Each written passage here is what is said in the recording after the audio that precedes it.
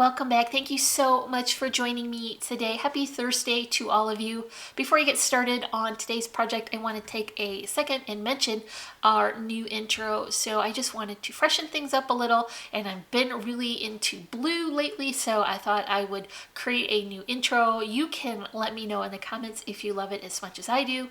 But for today's project, we're going to be not only making a Dollar Tree sticker, but also a one sheet wonder and a fancy fold card. So stick with me and we'll make this together. Okay, here's the sticker sheet that I picked up.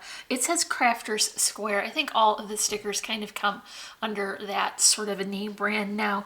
And it had a few different varieties here, along with the one that inspired me to pick up this sticker set. And that is this gorgeous vintage truck. Now I have seen these only in red and aqua at Christmas time, and so when I saw that yellow, I thought I've got to try and create something with this sticker. And then also it has that beautiful wide stripe canopy on the top, and it's just absolutely gorgeous. So I've taken this sticker off the sticker sheet, and then I added it to heavy duty cardstock, and that will help to reinforce it and make it a little bit sturdier. You can see when I clip this out, I did go ahead and remove this portion. It had some foliage and some pottery things in a shelf, so I decided that I would leave that behind and then just concentrate on the truck with the canopy. So here is the focal point of my card. Now when I pulled this off, I noticed that there was only one dimensional spacer in here, and I really wanted to make sure this had enough support for the dimensional areas. So I went ahead and pulled a few more into here so that it will all be nice and level when I add it to my card. So I'm just going to reserve the rest of this sheet for some additional projects. I think this might be more suited to an A2 size card or a tag, but anyway, I think these are really cute, and I just absolutely love this truck. So what I have to coordinate with this is the Photoplay Blessed sheet from We Are Family.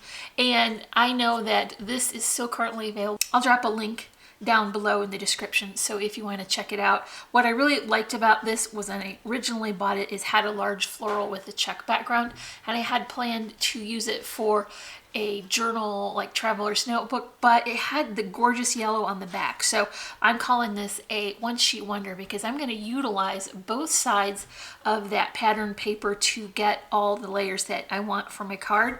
And so I very carefully chose when I cut it to make sure that I could eliminate those large florals that weren't really going to work with this card. But because I did that, I was able to get enough to cover all of the surfaces that I want. So this is an easy fancy fold card. I just have my card base here. This is for the back. I've cut this with 110-pound cardstock.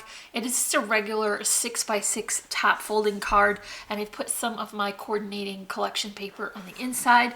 And then for the front, it's just basically another 6x6 card, but I've scored an additional row so that it will have that fold in the front. So I'm folding it at 6 and then also at 9, and then I'm just adding a little bit of double-sided adhesive tape to join these. Now for my front one, I am using a 65-pound weight cardstock because the 110-pound does get a little bulky and sometimes doesn't want to stand up straight for these kind of dimensional cards. So here is the front, and then the inside is covered as well. I'm gonna bring in a spot for a sentiment to be added so that this will be a good way to add your greeting on the inside.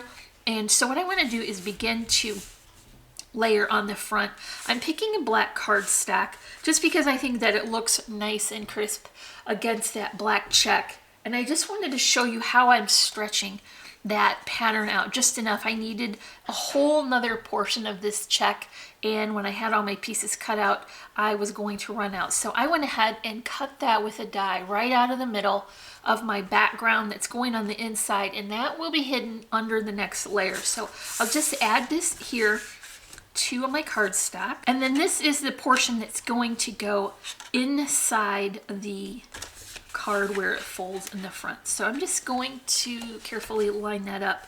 I think maybe I want to come at it from the top so that I can get it lined up where it will be more visible. And so that's just going right in the middle in the front with my usual nice border. So now what I want to do is bring in that extra layer that's going to disguise that cut portion. And I've got the B side of this pattern that I'm using, and that is a gorgeous yellow floral. But you see, here's where I'm gonna carefully select what I'm choosing to put down, because I don't want to have this large yellow flower showing on the front. So I'm going to use this side for this. And where I would normally want to add a spacer or foam sheet between these, because it's folding, I can't do that. I'm going to get a little dimension just from my flowers and my embellishments. So here is the next layer. This is sort of contrasting colors, so it's very vibrant and bright. And that has hidden the spot where I cut out the middle portion. Okay, what I want to do now is add my doily, and I'm going to have this running in the back. Even though half of it will be hidden, it's okay, because the part that will show is going to be beautiful. And I'm using this as a bit of a neutral area so that my busy patterns don't look too jumbled up. So this is a larger doily die. I picked this up from Cherryland Designs. This is the Tea Party die, and it has a beautiful scalloped edge.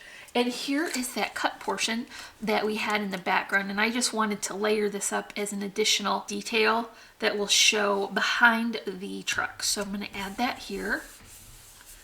And then, because this is a fancy fold card, you do have to take the time to finish these inside portions. So I'm just going to continue using that single sheet of pattern paper and cover the front as well. I used one sheet of cardstock for my borders, that 12 by 12 sheet, and then basically what equates to one sheet of white cardstock, even though it was from two different thicknesses, it was still two 6-inch portions, and then folded to make the square card. So basically it's one full sheet of white cardstock, one full sheet of black cardstock, and then one full sheet of the pattern paper with the coordinating B side.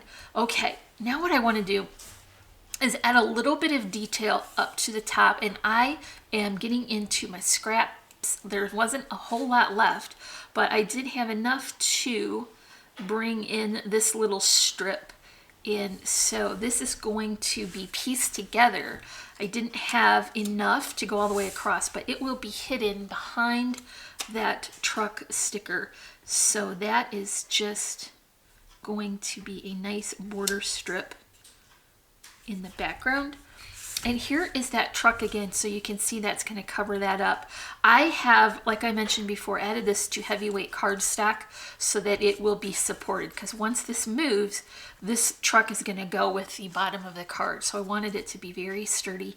And I'm only going to add my adhesive to the bottom so that I don't accidentally close up this card permanently.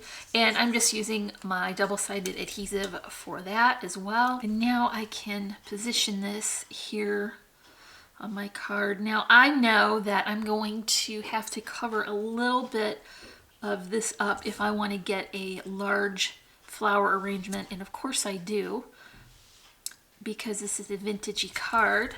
So I'm choosing to cover this back portion here, and I've pulled some coordinating flowers. These are all from Little Birdie Crafts. Just have a variety of sizes, and then that off-white with yellow. I left the leaves on this time just to make the arrangement a little bit fuller, and then stacked some loopy twine bows and die cut foliage. And then for my ribbon here, this is a pretty check pattern.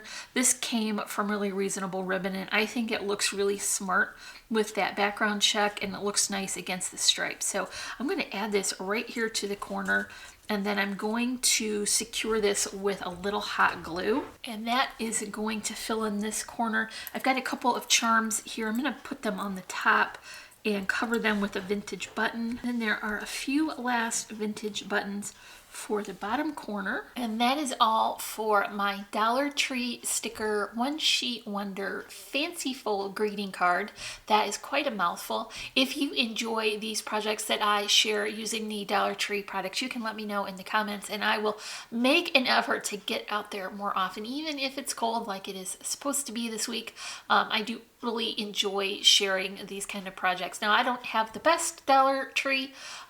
We don't always have the most fun things I see in other people's hauls, but I do find a rare treasure, and so I like to bring you projects created with those. So you can let me know in the comments if you would like to see more like that. If you enjoyed this project, make sure you give me a thumbs up and leave me a comment, and you can find links in the description for all our social media handles as well as for really reasonable ribbon for the trim. Remember to hit that subscribe button and hit the bell notification so you will be alerted every time we add new content.